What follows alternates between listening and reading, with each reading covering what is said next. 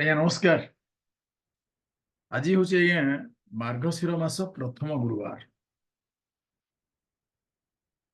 21 November 2024। ତେବେ ମାଣବସା ଗୁରୁବାର ବୋଲି ମାର୍ଗଶିର ମାସ ଗୁରୁବାରକୁ ପାଳନ କରାଯାଏ।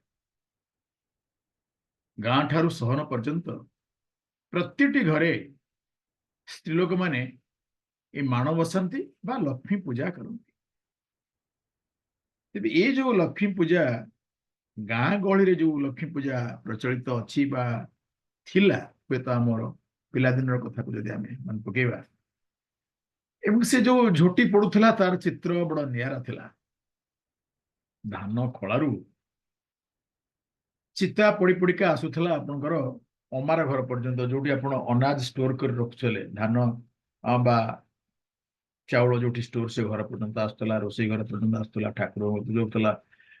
ଏବଂ ଯଦି ମାଟି କାନ୍ଥ ଥିଲା ଏବଂ ଗୋବରରେ ଲିପା ହେଇଥିବା କାନ୍ଥରେ ଏଇ ଯୋଉ ଧଳା ଧଳା ଝୋଟିରେ ଝୋଟି ପକେଇ ତା ଦେହରେ ଯୋଉ ସିନ୍ଦୁର ଦଉଥିଲେ, ବଡ ବଢିଆ ଦେଖାଯାଏ ଆଜ୍ଞା। ଏବଂ ତା ଦେହରେ ଟିକେ ସକାଳୁ ଉଠିବା ପୂର୍ବରୁ ଟିକେ ଆଜ୍ଞା ସେ ଯୋଉ ପଦ୍ମ ଫୁଲରେ ଟିକେ ଫୁଲ ଫୁଲ ପକେଇ ଦିଆଯାଏ, ଦୀପ ଜଳାଯାଏ, ବଡ ବିୟୁଟିଫୁଲ। ଆଜି କାହିଁକି ମନେ ପଡୁଛି, ସହରୀ ସଭ୍ୟତାରେ ଆର ଗୋଟେ ବଡ ଧରଣର ପରିବର୍ତ୍ତନ ଆସିଛି।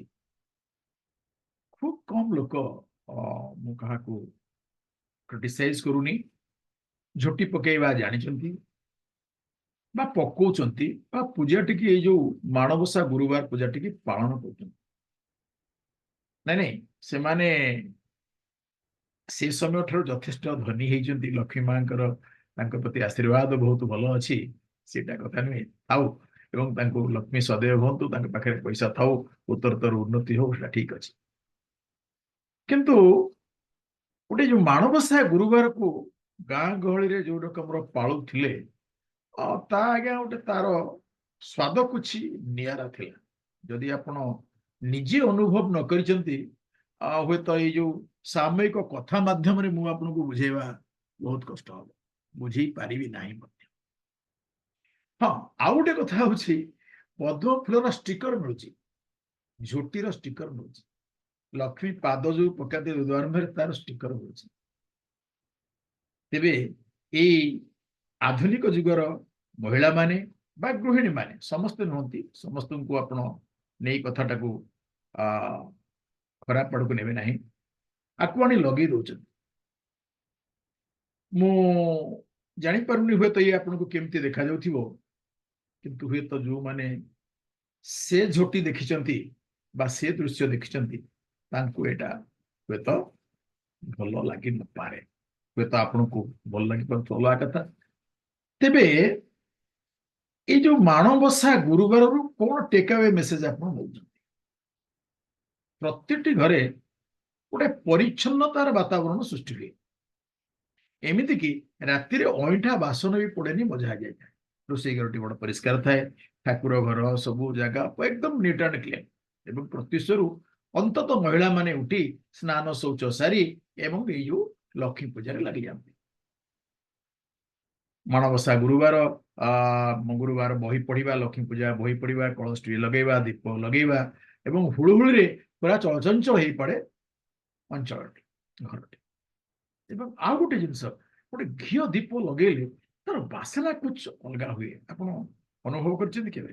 ଗୋଟେ ଘିଅ ଦୀପ ସଳିତାଟିଏ ଘରେ ଜାଳନ୍ତୁ ସନ୍ଧ୍ୟାବେଳେ, ସକାଳେ ଦେଖିବେ ଆପଣଙ୍କର ସେ ଘର ଭିତରର ମହକଟା ଗୋଟେ ଅନ୍ୟ ପ୍ରକାର ହବ, ଯୋଉଟା ଆପଣ ଏ ଅଗରବତୀ ବାସନାରେ ଆଜ୍ଞା ପାଇବନି। କାହିଁକି ମତେ ସନ୍ତୁଷ୍ଟତା ଲାଗେନି, ମୁଁ ଜାଣିନି ଆପଣଙ୍କ କଥା କଣ, ବଟ ଦୀପ ବହୁତ ଭଲ ଲାଗେ। ଶୁଭଂ କରୋତି କଲ୍ୟାଣମ ଆରୋଗ୍ୟମ ଧନ ସମ୍ପଦମ ଶତ୍ରୁବୁଦ୍ଧି ବିନାଶାୟ ଶୁଭଂ ଦୀପಂ ନମସ୍ତେ। ନମସ୍କାର ଟିଏ କରି ମାଙ୍କୁ ବଢିଆ କରି ନୂଆ କପଡାରେ ସଜେଇ, ଫୁଲ ଦେଇ, ଆମ୍ବ ଡାଳ ଦେଇ, ଦୁବ ବରକୋଳି ପତ୍ର ଦେଇ ଭୋଗ ରଖି ବଡ ବଢିଆ ପୂଜା କରନ୍ତି। ଆଉ ପିଲାଦିନେ ଆମେ ତ ଅପେକ୍ଷା କରିଥାଉ କିନ୍ତୁ ଭୋଗ ହେଲେ ଖାଇବୁ, ଲକ୍ଷ୍ମୀ ଭୋଗ ତ ଆଉ କେହି ଖାଇବେନି, କାହାକୁ ଦିଆଯିବନି, ଘର ଲୋକ ହିଁ ଖାଇବେ। ଆଉ ଯେହେତୁ ପରିବାରରେ ସାନ, ସବୁ ଯାକ ମୋର ଥିଲା ହାକିମ ଖାଇବାଟା, ଆଜ୍ଞା ନାଇଁ ନାଇଁ, ଭୋଗ ଅଳ୍ପ ଅଳ୍ପ ଖାଇବେ, ବାଣ୍ଟିକିରି ଖାଇବେ, ଲକ୍ଷ୍ମୀ ଭୋଗ ଆଜ୍ଞା ନିଜେ ଖାଇବେ। ତେବେ ଏଇ ଯୋଉ ଲକ୍ଷ୍ମୀ ମାଙ୍କୁ ପୂଜା କରାଯାଏ, ଗୋଟେ କଥା କହିଲି, ପବିତ୍ରତା। ଘରର ତ ପବିତ୍ରତା ଆସିଲା, ତେବେ ମନର ପବିତ୍ରତାଟାରେ ଲକ୍ଷ୍ମୀ ବେଶୀ ଆବିର୍ଭାବ।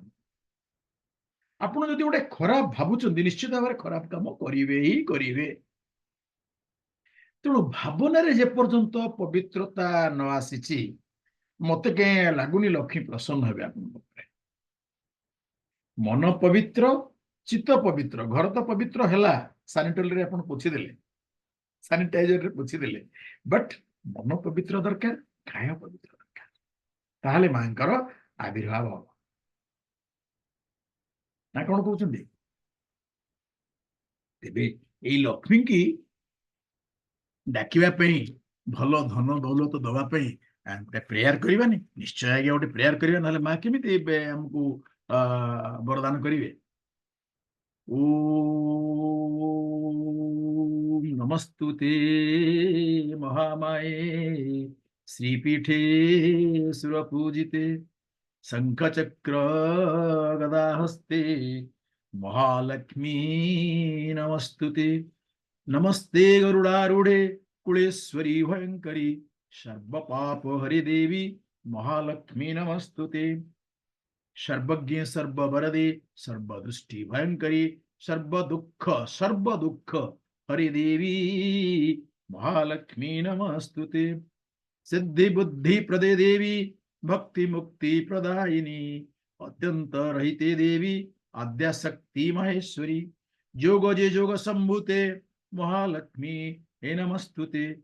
स्थूल सूक्ष्म महारुद्रो महाशक्ति महोदरे महापाप हरे देवी महालक्ष्मी नमस्तुते।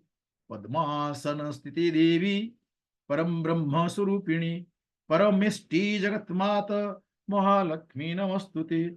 शतांबर धरे देवी नानालंकार भूषिते जगत स्थिते महामाये महालक्ष्मी नमस्तुते। महालक्ष्मी ष्टक ज पठेत भक्ति मानसं सर्वसिद्धि महाप्नोति राज्य प्राप्नोति सर्वदा। एक काल पठो नित्यं महापापं विनाशकं द्विकालो जो पठ नित्यं धन धान्यं समन्वितं त्रिकालो जो पठ नित्यं महाशत्रु विनाशकं महालक्ष्मी भवे नित्यं प्रसन्नं वरदा शुभा। इतीन्द्रीकृत श्री महालक्ष्मी स्तव संपूर्णम्। लक्ष्मी पद्मालया पद्मा कमला श्री हरि प्रिया इंदिरा लोकमाता मा क्षीराब्धि तनया रमा। लक्ष्मी समस्त प्रति प्रसन्न हुंतु। आपणकर घरटी परिष्कार करी माणबसा गुरुवार करने संगे संगे आपणकर कायार परिवर्तन करंतु, मनर परिवर्तन करंतु एवं काया मन जो परिवर्तन हो ना आज्ञा आपणकर कार्य निश्चित भाव में चेंज हो। लक्ष्मी निश्चित भाव में आपण पाखरे विराजमान करें। लक्ष्मी माँ की जय। समस्त को लक्ष्मी प्रसन्न हो। धन्यवाद।